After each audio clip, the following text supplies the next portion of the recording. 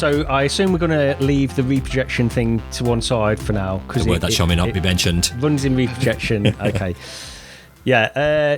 So I've been looking forward to Hitman for like a long time. When the PC version was announced and when that came out, I was really, really excited for it. It's the kind of game I love. I've picked up Hitman on various platforms so many times, and I've got into them a little bit, but I've never been massive. Like, it's not that I don't want to play the game or anything like that. I absolutely love the concept of the game, but there's always been something else that I've been playing, and it's because it's not been in VR. So when the PC version was announced and it came out, I was very excited for it, and I expected it to be close to what we're getting now with the PSVR2 version. But it wasn't. It was janky, and I think it was a mess. But this version, what they've done with it is entirely imperfect, but I almost don't care at all about it. This is one of my favourite VR games that I've played for a long time. And it's because it is my kind of game. It's what I got into VR for in the first place, this kind of thing where you've got these really, these huge levels, these open levels. You've got a level of freedom with them. You can go about them how you want to. And that's why I like it. Just the general concept of Hitman has always been really appealing to me, because I like the fact that you can think outside the box, not necessarily follow the paths. It offers you these paths to complete the level if you want to do it that way, or you can do it completely random, however you want to choose to do it. And that kind of stuff really appeals to me. So to play this game in VR is just incredible. Now, I think visiting all these different places around the world, it looks great in the PSVR 2. Reprojection aside, the graphics are fantastic. It runs at a very solid 60 FPS, and visiting all these different locations, it is, and I've heard other people mention this as well, just as like if they could sell this as just nothing more than like a very cheap experience where you can just walk around these locations. It's almost like going on holiday in some of these places. Yeah. Well, apparently, I was listening to somebody else. I can't remember who said it now. I don't know whether it was one of the cross-button guys. There is like basically a tourist mode in it where you can just sort of wander around the locations. Oh, is there? I've missed that. Yeah, apparently. I didn't know either. Yeah. Yeah, but yeah, I mean, just that alone, and that's what I say when I got into VR for this kind of thing. Well, I don't know if I think we've probably mentioned this before in the past, but I don't know how you guys feel where we get all these games that are coming out, these short little indie arcade games, and we have a lot of fun with them, and I love it. I do get to a point occasionally where I just think I can't play another. Whatever this indie developer is doing, no matter how hard they've worked on it, and whatever they've done with this game, it feels like I've played this before and it's another short arcade game. And I get a little bit tired of that, and I need to take a break from those kinds of things and play something else. And it's such a refreshing change when we get something like this, which is, in my opinion, well done in VR. Again, entirely imperfect, and I'll get onto that in a second. But it's like just a change of pace to play something like this rather than playing some of the smaller arcade games, which I get a lot of enjoyment out as well. And I'm not knocking them. I know that's what indie devs have to do to get a game out in the first place. But that's not to take anything away from what this developer is doing either. I'm having a great time in here. Some of the things I'll just point out quickly, and then we can, I'll pass it over to Rog. But some of the things which are not good in this. So it is janky, right? When I first went in and I played this, I was going through these levels and I was thinking, actually, it's surprisingly unjanky. But the more I've played over this past couple of weeks or whatever it's been, it is janky, and it does get frustrating. In terms of like manipulating things, the developers have made very specific design choices in how you go about some of this stuff, and I don't agree with everything how they've done this. Not a lot of people seem to either. So for example, if you want to poison something, you take out this tube of poison, right, and you think, well, how do I then add this poison to this wine or whatever you need to poison? And it's a tube with a lid on, so you think maybe I've got to take the lid off. You don't take the lid off. Maybe I've got to pour it in. You don't pour it in. What you do is you just literally put it on top of the wine and then just release. And people are having difficulties in some of the VR mechanics in this.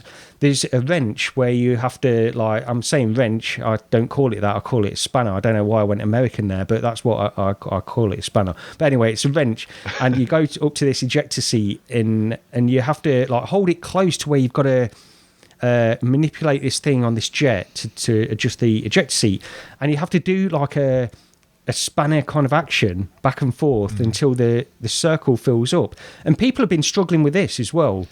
And it's like, it's one of those situations where you think developers, sometimes this happens where developers who are not necessarily completely embedded in the VR systems that seem to have matured over the past few years have come up with their own solutions to certain things, and it doesn't quite click with what VR enthusiasts know and love. And I think that's a case of what's happening in this game. They've gone about it in some cases their own way, and it doesn't quite fit perfectly with what we've come to expect. There are definitely janky elements, and I'm not going to say there aren't, but I absolutely love it. I've got plenty more to say, but Rog, what do you think of it? Well, look, I know I've said this on the podcast before. It's like the Hitman series is a series of games that I've desperately wanted to like, and just for some reason never could. And this hasn't changed my mind, unfortunately. I think this is my last attempt at trying to get into them. But yeah, it's so a couple of things. First of all, yes, jankiness. When I first went into it, and you get that training mission, you know, the one on the boat, and so you walk up to somebody and it's teaching you to strangle them, and one hand grabbed his neck, the other one started flailing about wildly. And then he turned around and looked at me, and it's like, oh, what's going on? So that failed. So I did it again, fine. I can't remember what happened. Oh, I tried to, rather than follow the instructions, because I mean I've played through that on different versions of Hitman before. It's that same flipping intro mission. So I thought I'll try and do things a bit differently, and that's a mistake because it does want to guide you through that mission. So fair enough, I wasn't following what it was telling me to. I was trying to do a bit more freeform. So I failed. So I started the mission again. So strangled the guy. He's unconscious on the floor. Tried to grab him. Tried to get the uniform off of him.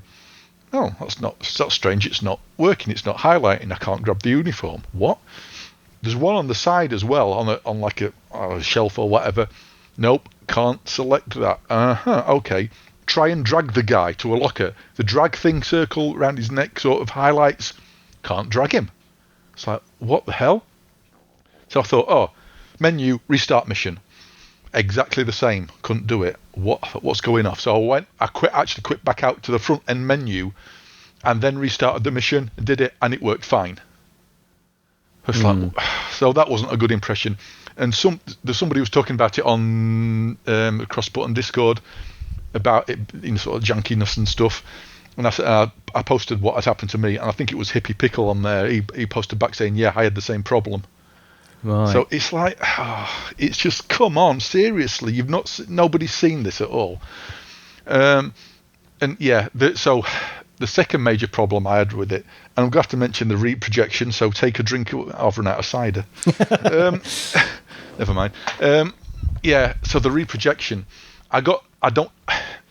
there's something else I'll talk about after this, another game as well. So I don't know whether it was this, and even with that avatar thing, I don't know whether I'm just getting susceptible to motion sickness. The first time I played this, 45 minutes or so maybe, I got motion sick. Wow. I literally had to stop, and it happened again the second time I tried it. Now, I don't know what's going off because next game we'll talk about an old game what runs at 90 frames a second with no reprojection. I was playing that for an hour earlier, and I hit about the hour mark, and I started feeling a bit queasy, and it's like, what the hell is going off? I don't know whether I've just not played enough full, first-person full-motion games recently, and I've lost some tolerance. It's really strange. It's the reprojection. Yeah. I suffer with it as well. The game I was playing earlier was 90 native. Oh, right. And it happened again. It's like, I lasted longer, but it still happened. So it's like, this is really strange. That is weird, yeah. Yeah. But yeah, it's like, so yeah, in all honesty, it's it looks. I mean, when you first start up and you're on that helipad with the mountainous area. I mean, the Quest version looked awful. Yeah. I looked around on this version. I thought, ooh, this looks nice. And it does. It's a nice looking game. All the crowds are there. I didn't notice people. I don't know if there is any popping or not on the crowds and stuff. I didn't notice. Not on the crowds that I've noticed. There are some stuff on like environment that I've noticed now and again. Right. But not much, not enough to. But there didn't seem to be anything large scale that were popping in at the very least. Anyway, like as in like, with the Quest version, there were like 4 or 5 people stood in front of you. Then you took a few steps forward, and then another half of the crowd appeared, and it was like, oh, yeah, it's nothing like that. Yeah. No, this is fine. If you like Hitman, and as long as you're okay with the reprojection, I think this is probably the best attempt at it so far. But it's unfortunately, I think I've got to put it down to I just don't like the game. It's just not for me. Yeah. And I'm genuinely gutted about it. I don't know what it should be my sort of thing. I used to like, if you remember Thief: The Dark Project. Yeah, that's what I was thinking as well. Yeah. That is one of I would have to put that possibly into one of my top 10 all-time favourite games. I loved that game. Absolutely loved that. And this is sort of I suppose, a much more advanced version. It's stealth like that. It does have that element. Yeah. I just don't feel it. I just don't feel that. I think I don't know what it is. Maybe I need something a bit more guided. Maybe it's the freeform stuff. Because, good grief. Anytime I try to do something sort of clever in quotes, I fail. It fails. I always fail. It's like even the intro mission, after you've done it once, it throws you into it again, doesn't it? And then it says, try doing one of these objectives. Try to disguise yourself as this guy. Try to hide the bloke in the locker, blah, blah. Yeah. I went in and I tried to do any of those objectives, and I failed every single time. So for that second time through the mission, all I did was I went and did the mission exactly the same way as I did it the first time. Yeah. That's the thing. You can play the game guided. If you find these... So you'll find like a conversation that's going on, and then you can choose to follow that, and then it will guide you where you need to go to complete it. And I've just done it in this video. Actually, that's what I was doing. I was, I found the masseuse by accident, but then I followed that path basically to go and kill this guy by giving him a massage to death or something. But so you can play it like that. I think I'm the opposite. I like the fact that I can at least try to go about it in a slightly different way and try to and I know what you mean, because 9 times out of 10 if I stray, I will fail and I'll have to try it a different way. I get that, but just having that level of freedom really appeals to me. And I think just there's an element of just being in this world that I think is really well done.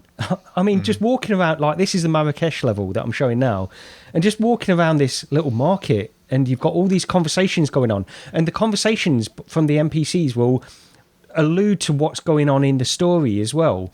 Not necessarily anything to do with the mission, but you can hear certain things of what's going on in the story as well if you're listening to them. And these are the kinds of things that I think are just... you don't see very often. This level of production, of course, it's 3 AAA, what I would class as 3 AAA games anyway. And this is just all I want to play at the moment. This is why I fell off RoboCop. This is the game I want to play. On the subject of reprojection, it's there, and it's, there's no 2 ways of getting around it. You've got to just put up with it or not play the game, and that's really what it comes down to. And I enjoy the game enough to just get past it, but it's not perfect. And it's you walk past these NPCs in this market and they're all blurring and stuff like this. So you got to be aware of that as well. As PD put it, it's junky but fun. yeah.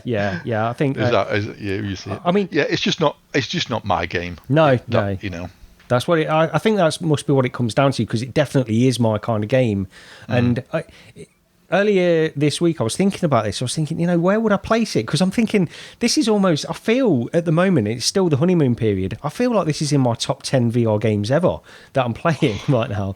And, it's just, maybe that'll fade, maybe that'll wear off. I'm not sure.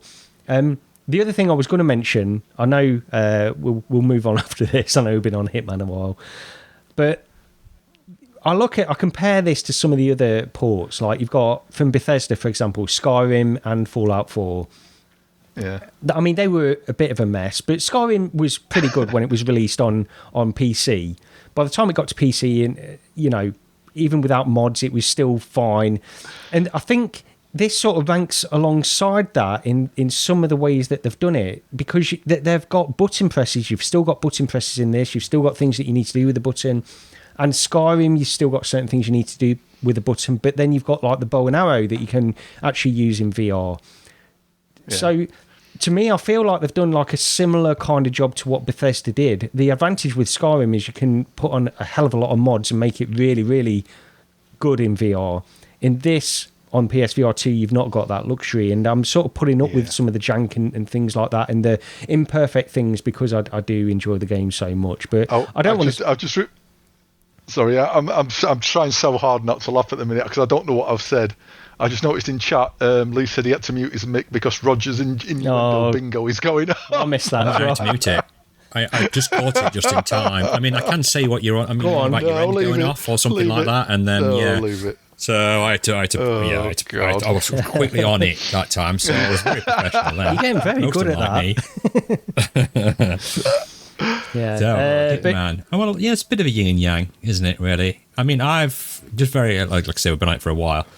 It's when you're on about some of the interactions is a bit strange. Wasn't the Quest version where you got to a door and you had to press a button to open a door instead of like grabbing the handle and opening it, and people didn't like that either. Yeah, I think, and you had a button prompt on there as well. Yeah. You probably have a button prompt on it because you can put your hand towards the door and press grip, or you can just literally push it open, can't you? Yeah, you can just on your video, just push it open. I think you can't defend some of the stuff in this. If you're a real VR enthusiast and you've seen these things, these mistakes 1,000 times in other games, you can't really excuse them in this game. But at the same time, and it's probably a bit hypocritical because I would, if it was a game that I didn't enjoy so much, I probably would be annoyed by them more than I am in this, but that's just how I feel really with this one.